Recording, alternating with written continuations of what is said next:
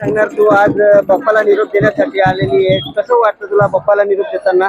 मला खूप छान वाटतंय. आणि काय सांगशील, कशी आराधना केली तू बाप्पाची? बाप्पाला काय मागणं मागितलं तू? आम्हाला सुखी राहू द्या, पुढच्या वर्षी लवकर या, तेवढंच.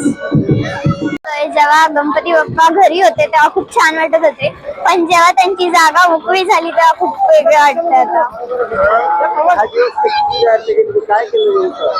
मी त्यांच्यासोबत खूप मस्त बोलले, मी त्यांना प्रश्न पण विचारले, तेवढेच.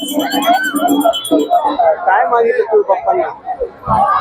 की तुम्ही आता जेव्हा पण येतात तेव्हा जास्त दिवस राहा आणि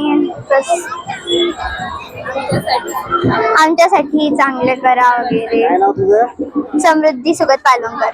आताच आपण श्री गणेशाचं विसर्जन केलेलं आहे. मोठ्या उत्साहात आपण या ठिकाणी वाजवला, कसं वाटलं आपल्याला?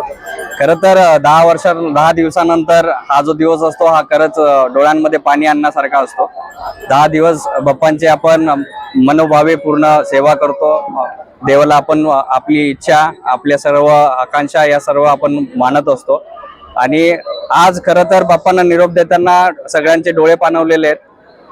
बाप्पांना अशी विनंती करतो, पुढच्या याच उल्हासाने आणि उत्कर्षाने त्यांनी यावेत आणि अन्नसावरना आशीर्वाद द्यावे. गणपती बाप्पा मोरया.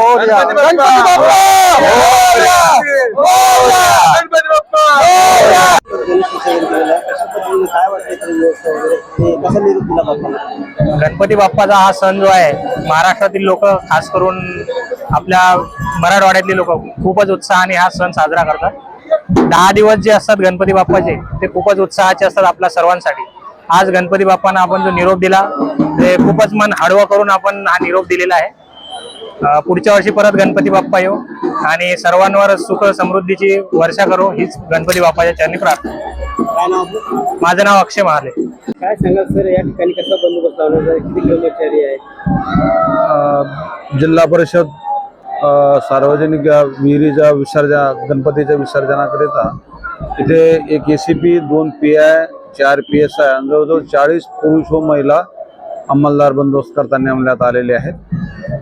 सर्वत्र शांतता आहेत. बंदोबस्त व्यवस्थित लावण्यात आलेला आहे. गणपतीचं विसर्जन ते शांतपणे भाविक येऊन आपलं घरगुती तसेच सार्वजनिक गणपतीचं विसर्जन करत आहेत.